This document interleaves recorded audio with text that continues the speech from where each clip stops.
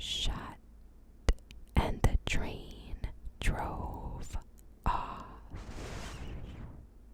I lived in Rotterdam. He lived in Enschede. That's just over 200 kilometers, or about 125 miles apart. I've got a couple. When I was about 10 to 12, a neighborhood buddy and I were camping in the woods. In reality, we were a couple acres behind his house in some forest that backed up to a state park, but that was about as close to camping as I was comfortable with. We had one of his family dogs with us, a beautiful and very protective mutt named Abby. She wasn't the type to startle easily. In the middle of the night, we started hearing movement in the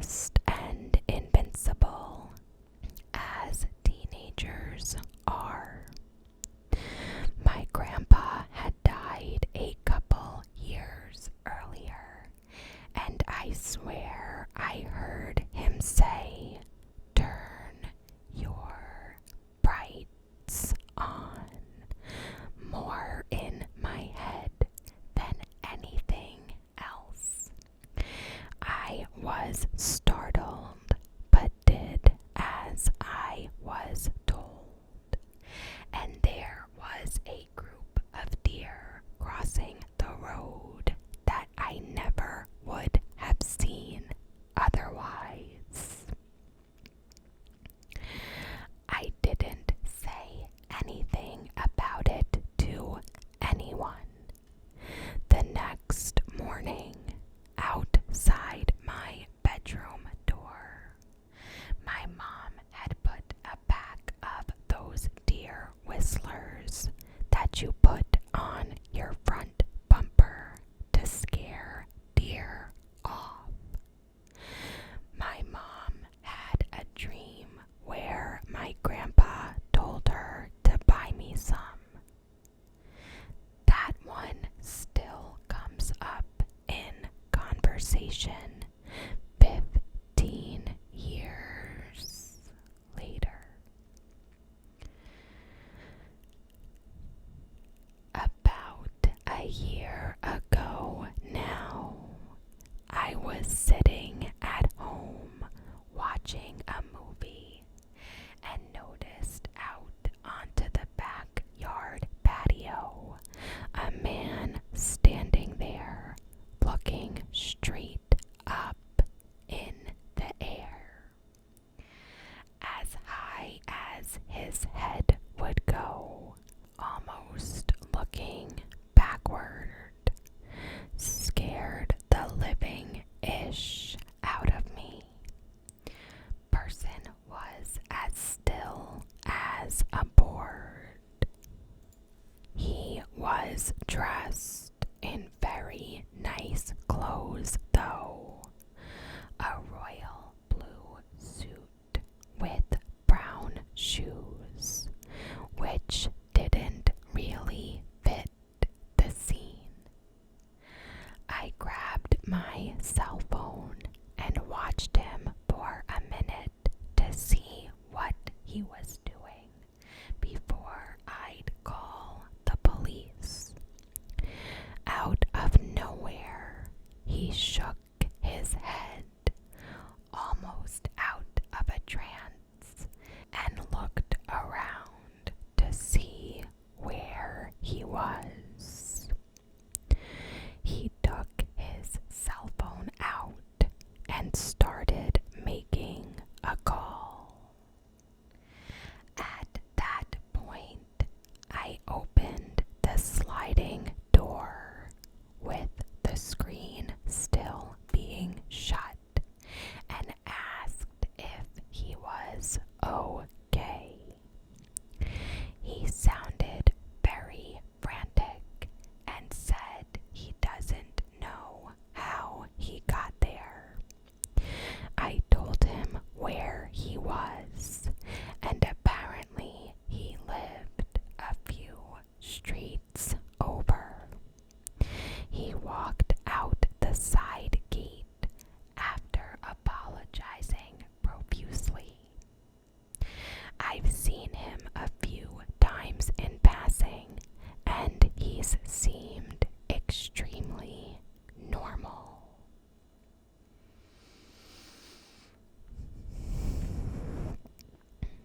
I remember one thing that genuinely freaked me out when I was 12.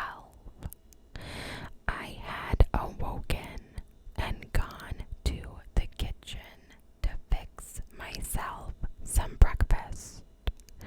When I got there, I heard my dad's snoring coming from the couch in the living room. I thought it was strange for him to be sleeping, since it was 10 o'clock and he typically woke up early. But maybe he is taking a nap. As I'm walking toward